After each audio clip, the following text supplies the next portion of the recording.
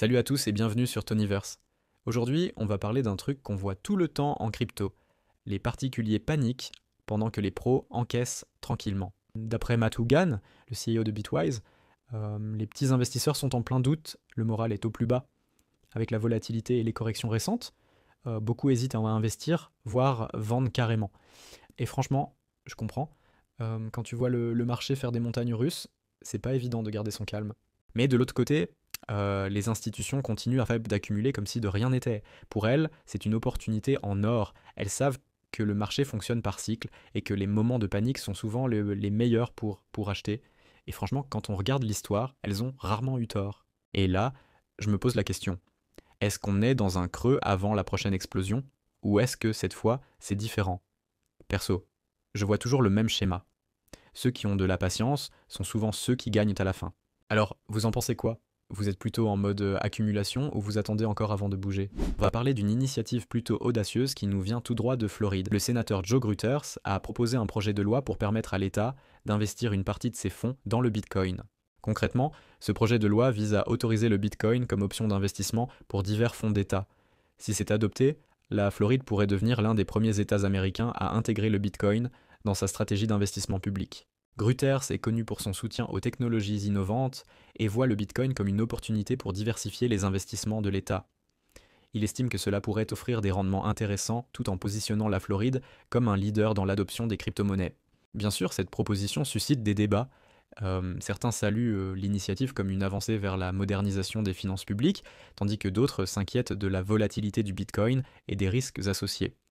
Personnellement, je trouve ça super intéressant de voir un État envisager sérieusement d'intégrer le Bitcoin dans ses investissements. Ça montre à quel point les cryptos gagnent en légitimité et en reconnaissance. Mais comme toujours, il faudra suivre de près l'évolution de ce projet et voir comment il sera mis en œuvre. Et vous, qu'est-ce que vous en pensez? Est-ce une bonne idée pour un État d'investir dans le Bitcoin? Dites-moi ça en commentaire, je suis curieux d'avoir vos avis. Ça va aborder un sujet qui peut sembler tout droit sorti d'un film de science-fiction, les ordinateurs quantiques et leur potentiel impact sur nos précieux portefeuilles Bitcoin. Alors c'est quoi un ordinateur quantique? Contrairement à nos ordinateurs classiques qui fonctionnent avec des bits, 0 ou 1, les ordinateurs quantiques utilisent des qubits, qui peuvent être à la fois 0 et 1 en même temps. Ça leur permet de résoudre des problèmes hyper complexes en un temps record. Le hic, c'est que cette puissance pourrait un jour casser les systèmes de cryptage qui sécurisent nos cryptos. En gros, les clés privées de nos portefeuilles Bitcoin pourraient devenir vulnérables. Mais pas de panique, c'est que les experts estiment qu'on a encore une bonne décennie avant que ces machines soient assez puissantes pour représenter une vraie menace. Cependant, certaines analyses montrent qu'environ 25% des bitcoins en circulation pourraient devenir vulnérables aux attaques quantiques si on ne fait rien.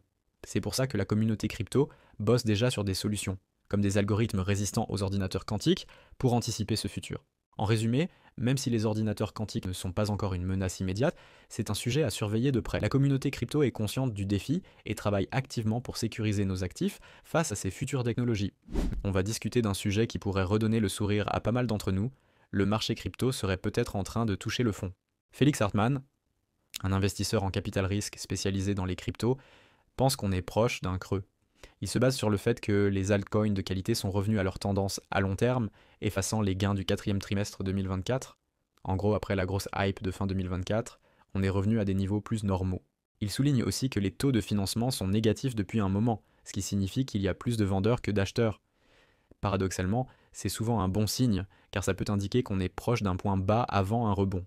Le sentiment général du marché est plutôt morose en ce moment, avec l'indice Crypto Fear and Greed qui est passé de cupidité à peur en une semaine. Mais comme le dit Hartmann, quand tout le monde est déprimé, c'est souvent le moment où les choses commencent à s'améliorer. Bien sûr, personne n'a de boule de cristal et le marché peut encore être chaotique pendant un certain temps, mais si on suit cette logique, on pourrait être à l'aube d'une nouvelle phase haussière. Merci d'avoir suivi cette analyse sur Tonyverse. N'hésitez pas à partager vos impressions en commentaire et à vous abonner pour rester au courant des dernières actus crypto. À très vite pour une nouvelle vidéo.